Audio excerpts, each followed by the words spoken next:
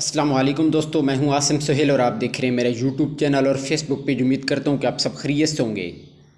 अल्लाह पाक आप सबको अपनी हिफ्ज़ व अमान में रखे। दोस्तों, आज हम आपको कमर और जोड़ों के दर्द का एक देसी इलाज बताएंगे जो कि बहुत ही आसान है। जो हमारे दोस्त कमर और जोड़ों के दर्द से परेशान हैं तो ये वीडियो ज़रूर देखें, आपको बहुत ज़्यादा फ़ायदा इंशाअल्लाह मिल सकता है। तो दोस्तों, ये 5 चीज़ें आपने नोट करनी हैं। तो आपने सूरन शीरी 25 ग्राम, अदरक पाउडर 25 ग्राम और सना मक्की 15 ग्राम लेनी है।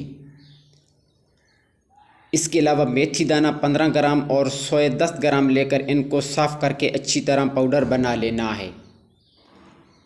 इसका आधा चम्मच सुबह और शाम खाने के बाद नीम गर्म दूध के साथ लेना है।